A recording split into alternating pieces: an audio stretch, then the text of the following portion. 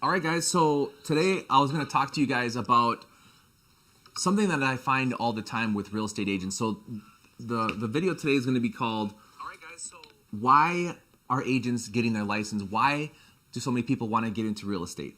And I can tell you that typically when I speak to people, even if they've had their license for a little while, you can tell they didn't make a plan. You can tell they never thought it through. And let me give you a couple examples. So I've got a new agent. I met with her just the other day, and she came into EXP. Her brother actually brought her in. She's working full-time. She's going to be a part-time agent, which is that's fine. And, she initially spoke to Keller Williams, and they were feeding her a lot of, the idea of, hey, we're going to give you leads, and you're going to make phone calls all the time, and you're going to maybe do door-to-door. I don't know exactly what the plan they were telling her, but it was very much like a sales position where she was going to be hammering the phones all day. And she just didn't know why, but she didn't want to join that because she didn't want to be a hardcore salesperson like that. Instead, I talked to her about the option of how we approach real estate, which is getting to know your database, hosting fun events, inviting your people even over for maybe a cup of coffee every once in a while. Coffee is one of the most profitable things we've ever done in real estate, and my wife is actually the expert at this.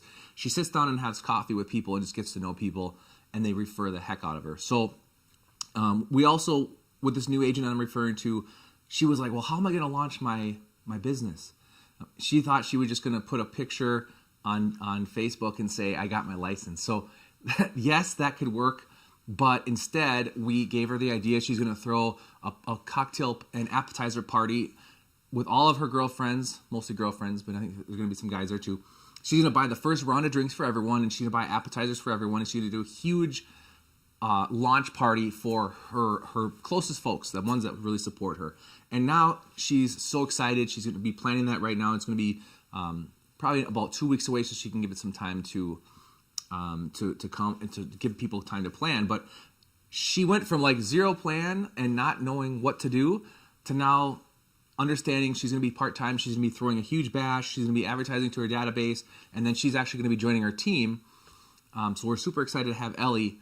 And so she's going to have probably only a few deals her first year from her sphere of influence, but then she's going to get some business from us. So I'm planning to have her do about 20 to 30 deals in her first year.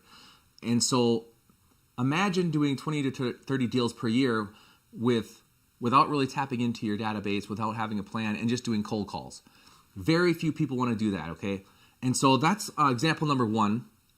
And another thing I want to talk to you guys about is that real estate, if you're getting involved with real estate, it's not only real estate sales.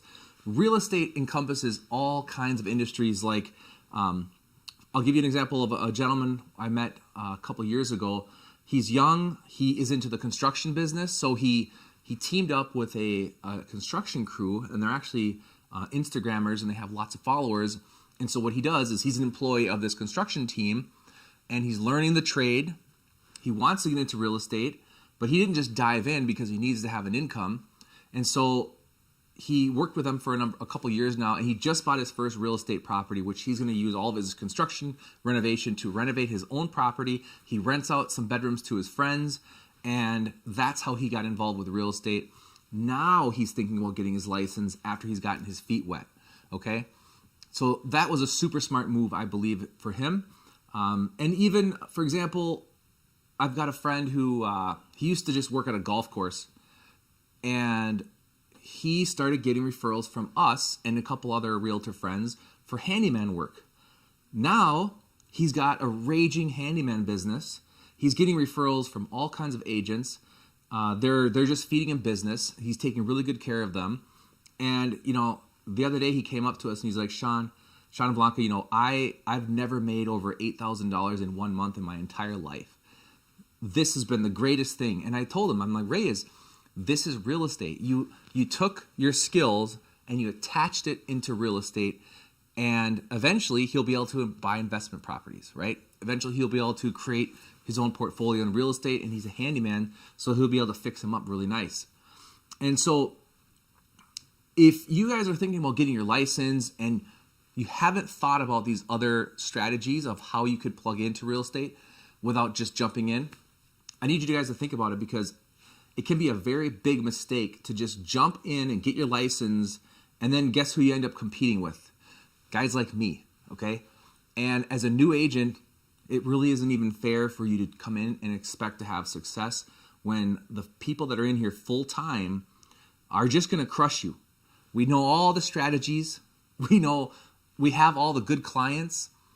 And so either you have to have a super good plan and you have to have a super good network, or you have to join a team like Ellie is doing. She's actually joining our team. So I invite you to think about that. And if you wanted to ever chat more about it, if you're ready to maybe start getting your license, you can always hit me up as well, and we can have a consultation to chat about that. So anyway, guys, food for thought.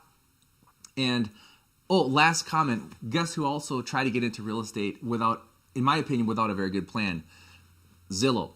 So they jumped in as the market was going up, and as soon as the market started just evening out, they noticed that they were, millions and millions of dollars in the hole, and they claimed that it was that they were that they had too much inventory. So what they do, they pulled out for the rest of the year. So that's, in my view, a little bit humiliating for $1 billion company to do that. And so it can happen to anyone, guys. So anyway, talk to you soon. Make sure to follow, subscribe to Agent Code, and we'll be in touch soon.